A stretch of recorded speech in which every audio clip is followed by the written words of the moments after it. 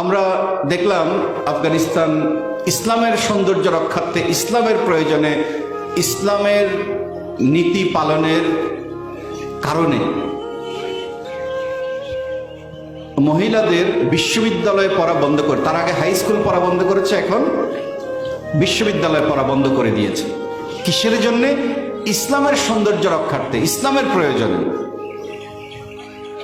এখন এর মাধ্যমে আমরা ইসলামী দাওয়াতের কি মেসেজ পেয়েছি?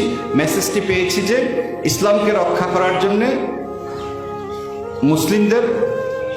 মুসলিম মহিলাদের বিশ্ববিদ্যালয় পর্যায়ে এবং হাই স্কুল পর্যায়ে পড়ার প্রয়োজন নেই।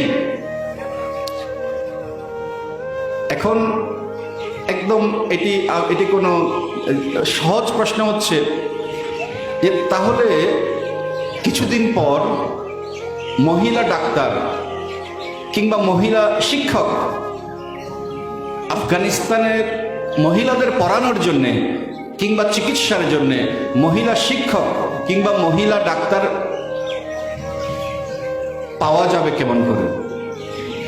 তাহলে কি তাদের মহিলা ডাক্তার কিংবা মহিলা শিক্ষকের প্রয়োজন নেই? অথচ আমরা জানি ইসলাম নারীকে তার সম্পদের অধিকার দিয়েছে।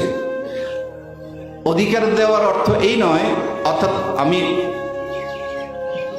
ওয়ারিসের কথা বলছি, ফরায়েজের কথা বলছি, তার অংশ দিয়েছে।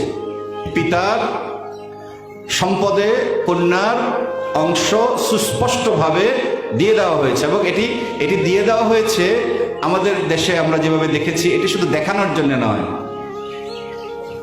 এটি দিয়ে দেওয়া হয়েছে ভোগ করার জন্য। সেই সম্পদ সে ভোগ করবে, এই জন্য দেওয়া হয়েছে। এটি নামকা ওয়াস্তে দেখানোর জন্য এই সম্পদ দেওয়া হয়নি। কিভাবে বুঝলাম? এইভাবেই বুঝলাম যে ওই সম্পদ থেকে সে উপসত্ব সে পাবে, সেই সম্পদ, সেই উপসত্ব থেকে তার যদি যাকাত তার উপরে বাধ্যতামূলক হয়, তখন সেই যাকাত দেওয়ার দায়িত্ব কিন্তু তার, অর্থাৎ তার মালের যাকাত সে মহিলাই দিবে। অর্থাৎ সিদ্ধান্ত নেওয়ার ক্ষমতাটা কিন্তু মহিলাদের দিয়ে দেওয়া হয়েছে এইগুলোর মাধ্যমে। কারণ তার সম্পদ সে দেখাশোনা করতে হবে, তার যাকাত তাকে দিতে হবে। এমনকি আমরা জানি যে বিয়ের যে পারমিশন, সে পারমিশনও কিন্তু কনেকে নিজেকেই দিতে হবে, নিজেকেই সিদ্ধান্ত নিতে হবে।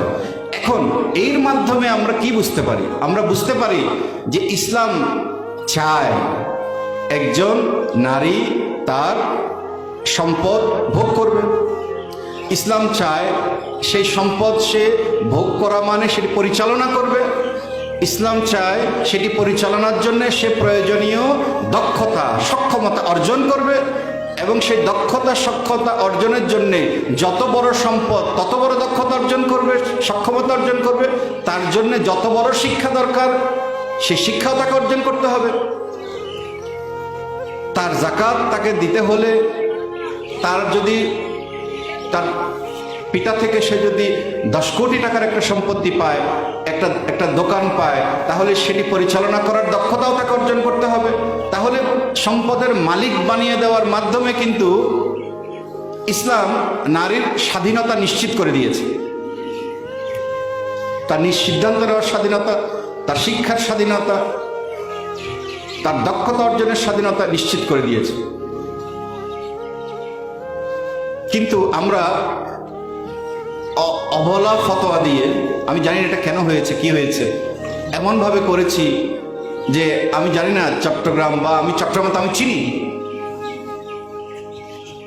এমনও অনুভূতি আছে যে অনেক মহিলাকে দেখতে পারেন তার পিতার সম্পত্তি সে নেওয়াটাকে, সে এটিকে একটি অশুভ কাজ মনে করে। এতটাই আমরা পরিবর্তন করে দিয়েছি। কেন অশুভ মনে করে? পারসেপশন, অর্থাৎ আমাদের প্রচলিত ধারণা সেটি তাকে দিয়েছে। সে মনে করে তার পিতার সম্পত্তি নেওয়াটা তার জন্য একটি অশুভ কাজ, যদি এটা আল্লাহ রাব্বুল আলামিন তাকে দিয়েছে। কারণ আমরা তেমন করে ফেলেছি। কারণ না দেওয়ার জন্যে যত সব ধরনের পদ্ধতি আমরা অবলম্বন করেছি, তাকে দেইনি তার হক না দিয়ে আমরা তাকে, যেহেতু তাকে পরিচালনার জন্য যে দক্ষতা অর্জনের জন্য যে শিক্ষা দীক্ষা তার ব্যবস্থা থেকে তাকে যেহেতু বঞ্চিত হয়ে গেছে, সে আস্তে আস্তে অবলা হয়ে গেছে। সে যখন অবলা হয়ে গেছে, তার উপর অবলার ফতোয়াটাও এসে গেছে, তখন তার পক্ষ থেকে সবকিছু হয়েছে। তার পক্ষ থেকে যে করেছে, সে যতটুকু করেছে ততটুকুই হয়েছে, তার স্বাধীনতা অস্তিত্বহীন হয়ে গেছে। কিন্তু মৌলিকভাবে ইসলাম কিন্তু তাকে এম্পাওয়ার করেছে, তাকে পাওয়ার দিয়েছে, এবং আমরা সে পাওয়ার ছিনিয়ে নিয়েছি। আমি যেটা বলতে চাইছি, এই পরিস্থিতি আফগানিস্তানে এই পরিস্থিতির পুনরাবৃত্তি ঘটছে। কারা ঘটাচ্ছে? যারা ঘটাচ্ছে তারা কিন্তু আমাদের হানাফি মাযহাব অনুসারী, অনেকাংশে তারা সুফিপন্থীও, কিন্তু তাদের আন্ডারস্ট্যান্ডিং, তাদের ফাহম তাদেরকে এটি বুঝতে দিচ্ছে না যে তারা যে ইসলাম বিরুদ্ধ কাজ করছে, তারা যে ক্ষতি করছে, ইসলাম প্রদত্ত স্বাধীনতার খর্ব করছে, এটি তারা আসলে বুঝতে পারে। এবং তারা যে অমানবিক একটা কাজ করছে, কিছুদিন পরে যখন মহিলা ডাক্তার পাওয়া যাবে না, তখন তারা পর্দার কারণে ডাক্তারের কাছেও যেতে পারবে না, এবং তারা চিকিৎসাহীনভাবে তারা ধুকে ধুকে মরতে হবে তাদেরকে।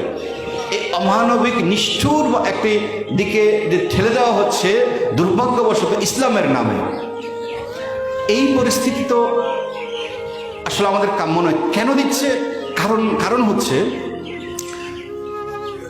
মহিলাদেরকে স্কিল দিতে গেলে, দক্ষতা সক্ষমতা শিক্ষার জন্য দিলে কিছু সাইড এফেক্ট আসতে পারে বা আসবেই।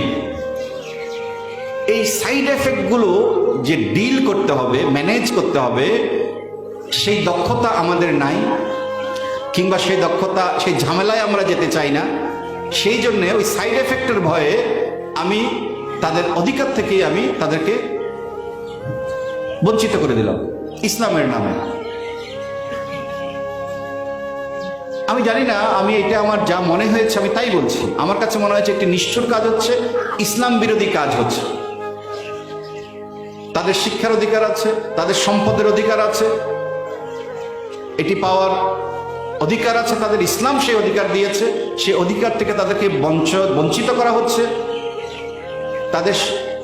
এবং তাদের ভবিষ্যতে দুর্বিষহ একটি ভবিষ্যৎ তাদের জন্য তৈরি করা হচ্ছে। এইটি তারা ইসলাম থেকে যে দাওয়াত পেয়েছে, আমি বলতে চাইছি যে তারা আমার মতে এটি একান্তই আমার মত, যে তারা ইসলামের হিকমতকে বুঝতে পারেনি,